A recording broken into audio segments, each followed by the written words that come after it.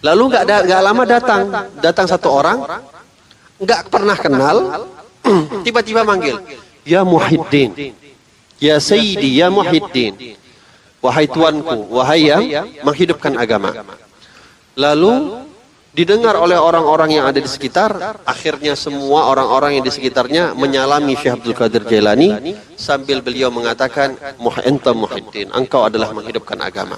Seakan-akan sudah ada isyarah bahwasanya beliau inilah yang akan menghidupkan kembali agama Islam.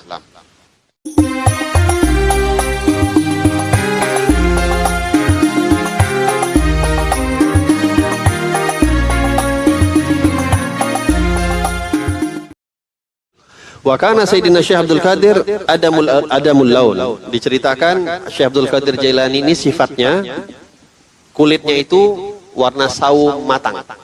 Agak kayak kecoklatan. Nahiful badan, orangnya kurus badannya. Rab'al qamah, badannya itu ya standar, enggak terlalu tinggi juga enggak terlalu pendek. Aridus sadar, dadanya itu lebar. Aridul lihyah, jenggotnya itu panjang. Tawilha, juga panjang. Asmar, warna jenggotnya itu agak kecoklatan. Magrunul hajibain, dan alisnya Syekh Abdul Qadir Jailani itu nyampung.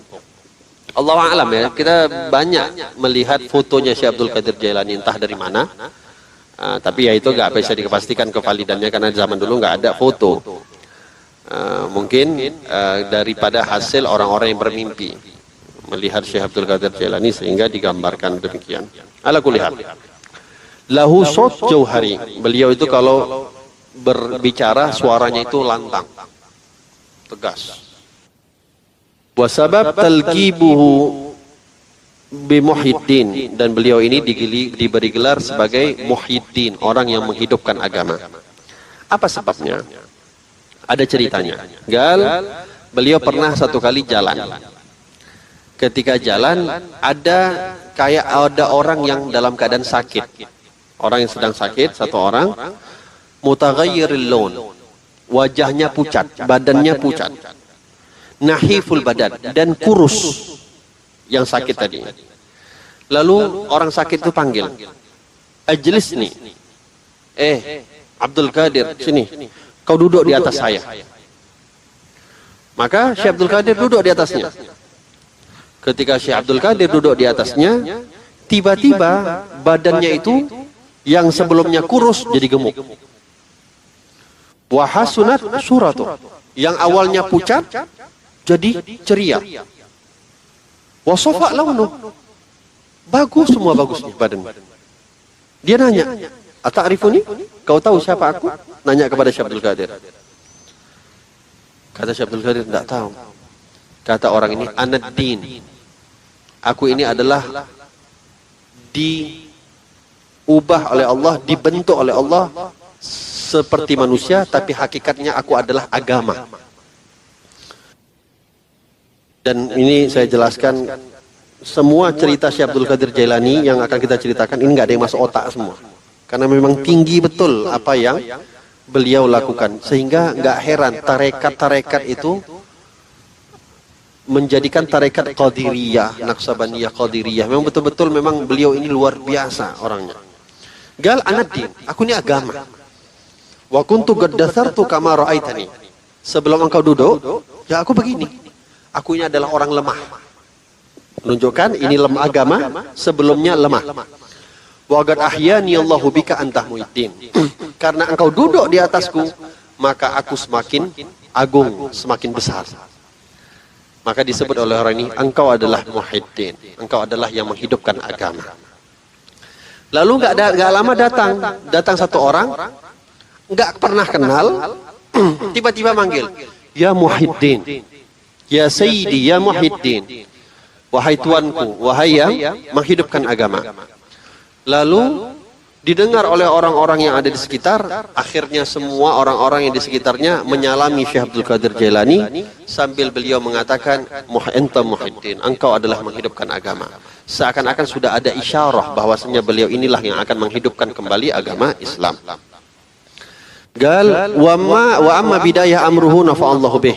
Adapun permulaan beliau hidup itu dikatakan makathu 25 sanah mutajarridan sa'ihan fi bararil Iraq. Aku hidup selama 25 tahun. Hidupku itu hanya bergantung sama Allah, nggak ada pernah bergantung sama manusia apapun. Dan aku senantiasa merantau dari satu kota ke kota yang ada di negeri Irak. Wa arba'ina sanah usolli subuh biwudu'il isya. Selama 40 tahun aku salat subuh dengan wudu'nya salat isya.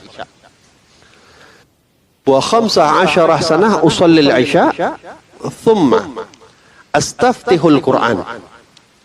Dan selama 15 tahun aku salat isya. Aku membaca Al-Quran, aku buka Al-Quran. Wa ana waqifun ala rijlin wahidah. Dan aku berdiri dengan satu kaki. Tamam?